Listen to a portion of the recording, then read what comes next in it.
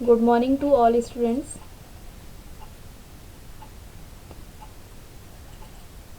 आज हम teacher education के बारे में अध्ययन करेंगे।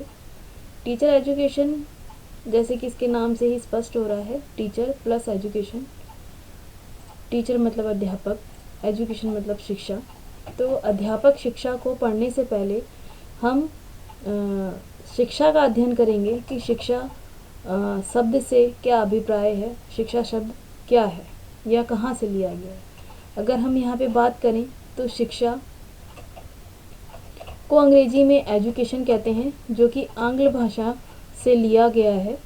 और बहुत से शिक्षा शास्त्रियों का मत है कि एजुकेशन शब्द की उत्पत्ति लैटिन भाषा से हुई है। यहाँ पे हम एजुकेशन को 3 भागों में विभक्त देख रहे हैं, या लैटिन भाषा के ये 3 शब्दों से मिलकर के बना है, यह कहा जा सकता है। एजुकेटम, एडुसियर, एडुकेयर। एडुकेटम का मतलब होता है या अर्थ होता है to train, act of teaching और ट्रेनिंग, अर्थात शिक्षित करना। एडुसियर का मतलब होता है टू लीड आउट, विकसित करना। एडुकेयर का मतलब होता है to educate, to bring up, to raise, आगे बढ़ाना, बाहर निकालना, विकसित करना।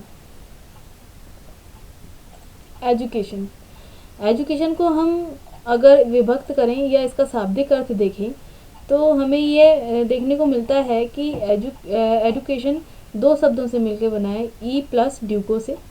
ई का मतलब होता है अंदर और ड्यूको का मतलब होता है आगे बढ़ाना अथवा अंदर का विकास करना, मतलब आंतरिक हमारी जो शक्तियाँ हैं उनका विकास करना और उनको बाहर की ओर निकालना। शिक्षा का जो संकुचित अर्थ है उसको हम निम्न बिंदुओं के द्वारा परिभाषित कर सकते हैं। शिक्षा का जो संकुचित अर्थ है वो हम ये ले सकते हैं कि शिक्षा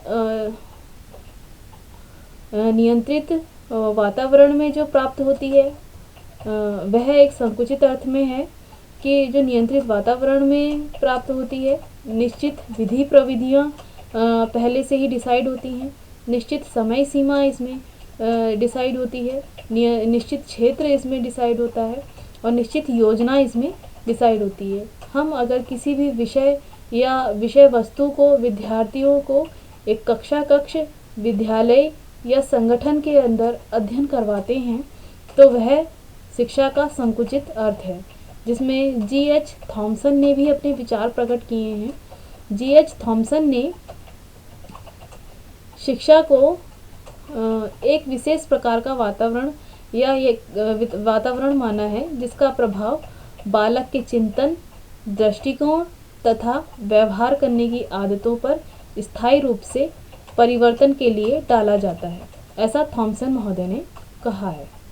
अगर शिक्षा का व्यापक अर्थ हम लें कि शिक्षा का व्यापक अर्थ क्या है, तो शिक्षा जन्म से लेकर मृत्यु तक चलती है।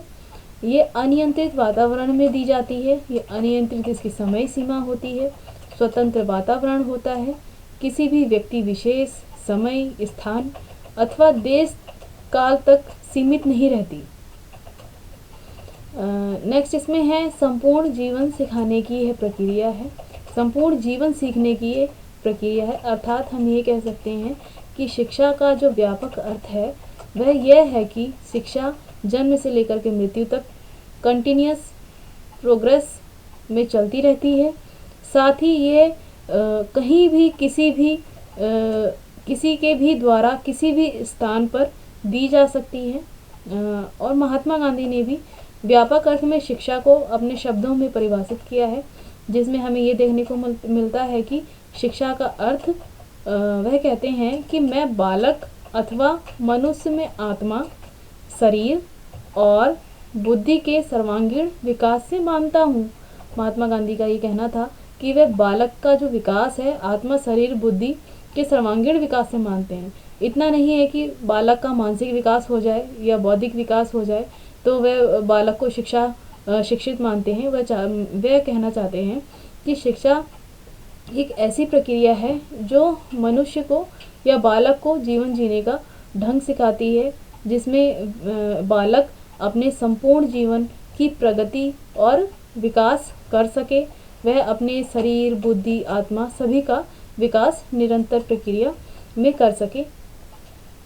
दूसरा हम बात करेंगे यहाँ पे शिक्षा के विश्लेषणात्मक अर्थ की, कि इसका विश्लेषणात्मक अर्थ क्या है। शिक्षा का अर्थ केवल स्कूल में दिए जाने वाले ज्ञान तक ही सीमित नहीं होता, वरन इसमें यह कह सकते हैं कि केवल जो स्कूल में ज्ञान प्राप्त होता है, जो विषय वस्तु, जो डिग्री प्राप्त करने के लिए हम शिक्षा ग्रहण करते हैं, वो ही शिक्षा नहीं है। शिक्षा अनंत काल तक, या ये कह सकते हैं कि जब तक मनुष्य जीवित है तब तक शिक्षित होता रहता है। निरंतर उसको कोई ना कोई गाइडेंस किसी ना किसी के द्वारा मिलता रहता है, जो एक शिक्षा या सीखने सिखाने की प्रक्रिया के अंतर्गत आता है। नेक्स्ट इसमें बात करेंगे हम बालक की जन्मजात शक्तियों के विकास के रूप में। बालक की जन्मजात शक्तियाँ क्या होती हैं? बालक की जन्मजात शक्तियाँ उसके जन्म से ही उसके अंदर निहित होती हैं। शिक्षक को चाहिए कि वह बालक के अंदर निहित शक्तियों को बाहर निकाले, बाहर प्रकट करे और उनका विकास करे। नेक्स्ट हम बात करेंगे शिक्षा एक गतिशील प्रक्रिया है या गतिशील प्रक्रिया के रूप में है। हम इसे गतिशील इसलिए मानते हैं कि शिक्षा कंटिन्यूअस चलने वाली प्रक्रिया इसलिए मानते हैं क्योंकि शिक्षा हमें सोते जागते, उठते बैठते किसी के भी द्वारा कहीं भी प्राप्त हो सकती है, चाहे वह घर हो, घर के सदस्यों के द्वारा हो, बाहर आस पड़ोस में हो, समाज में हो, या फिर विद्यालय में हो, या अध्यापक के द्वारा दी जाए। इसलिए हम शिक्षा को गतिशील प्रक्रिया के रूप में मानते हैं। दूसरा हम यहाँ बात करेंगे कि शिक्षा एक द्विमुखी प्रक्रिया है, जो कि प्रसिद्ध शिक्षा शास्त्री एडम्स ने अपनी पुस्तक इवैल्यूएशन ऑफ एजुकेशनल थ्योरी में बताया है। उन्होंने कहा है कि शिक्षा द्विमुखी प्रक्रिया है, जो एक अध्यापक और विद्यार्थी के बीच निरंतर चलती है। नेक्स्ट यहाँ पे हम शिक्षा त्रिमुखी प्रक्रिया के रूप में है, इसकी बात करेंगे। प्रसिद्ध शिक्षा शास्त्री जॉन डीवी ने शिक्षा को त्रिमुखी प्रक्रिया के रूप में स्वीकारा है। वह कहते हैं कि जॉन डीवी कहते हैं कि शिक्षा की जो प्रक्रिया है वो दो पक्षों पर आधारित है, एक मनोवैज्ञानिक और दूसरी सामाजिक। और जो इन्होंने त्रिमुखी प्रक्रिया की बात की है वो ये की है कि शिक्षा जो है शिक्षक और बालक के मध्य तो होती ही है, परंतु इसमें पाठ्यक्रम की मुख्य भूमिका है। बालक और शिक्षक के मध्य जो अंतःक्रिया हो रही है वह पाठ्यक्रम के माध्यम से हो रही है। वह पाठ्यक्रम के द्वारा ही एक दूसरे के मध्य अंतःक्रिया कर पा रहे हैं, सीखने सिखाने की प्रक्रिया चल पा रही है और एक दूसरे के प्रति समर्पित होकर के अपने कार्यों के प्रति कर्तव्यों का निर्धारण कर रहे हैं। तो हम ये कह सकते हैं कि पाठ्यचर्या या पाठ्यक्रम एक ऐसी धुरी है जो शिक्षक तथा बालक रूपी दोनों धुरियों को मिलाती है। तो हमने यहाँ पे शिक्षा की बात की, शिक्षा के संकुचित अर्थ को समझा, शिक्षा के व्यापक अर्थ को समझा, शिक्षा का विश्लेषणात्मक अर्थ क्या है हमने उसको समझा।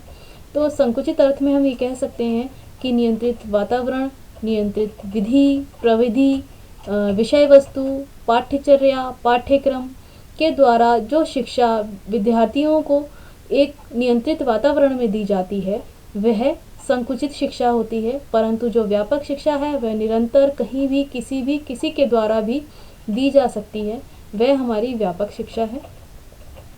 शिक्षा का कभी अंत नहीं है, शिक्षा किसी के द्वारा भी दी जा सकती है।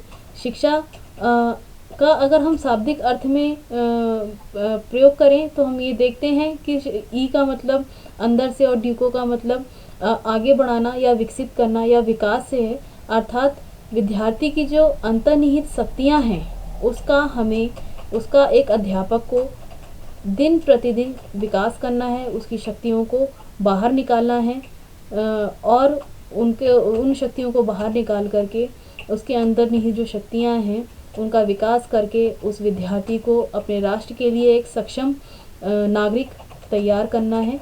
और यही अध्यापक का मुख्य कर्तव्य भी है जो हमें ये अधिकतर देखने को मिलता है।